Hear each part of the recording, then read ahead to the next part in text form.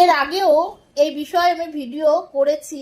যারা আমার পুরনো ফলোয়ার্স তারা এই বিষয়ের ভিডিওটা অবশ্যই দেখেছে, কিন্তু নতুন যারা আমার বন্ধু আছো তাদেরও তো জানা উচিত এই বিষয়ের উপর।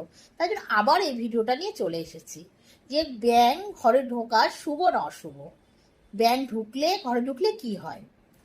দেখো, ব্যাং ঢোকা শুভ না অশুভ নির্ভর করছে ব্যাংকটি কখন ঢুকছে কখন বেরাচ্ছে। একই ব্যাং ঘরে ঢুকছে না বিভিন্ন রকম ব্যাং বিভিন্ন সময় আপনার ঘরে ঢুকছে। এমনিতে বর্ষাকালে ব্যাং আপনার ঘরে ঢুকবে, এ তো স্বাভাবিক ব্যাপার।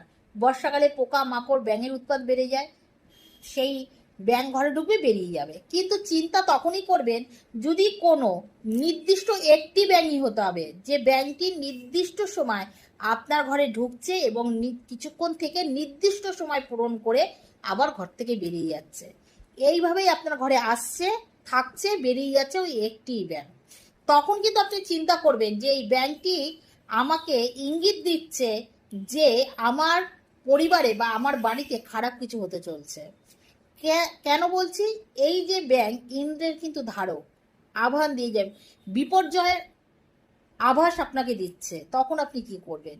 তখন অবশ্যই বাড়িতে হরি সংকীর্তন দেবেন, ভগবানকে ডাকবেন এবং সেই ব্যাঙটি যাতে আপনার ঘরে আর প্রবেশ না করতে পারে সেই চেষ্টাই কিন্তু করবেন। এতে কি হবে, আপনার ঘরে যে বিপর্যয় আসছে সেই বিপর্যয়টা কিন্তু কেটে যাবে হরিনাম সংকীর্তনের মাধ্যমে। অবশ্যই হরিনাম সংকীর্তন দিতে হবে, ভাগবত পাঠ দিতে হবে, নাম সংকীর্তন দিতে হবে।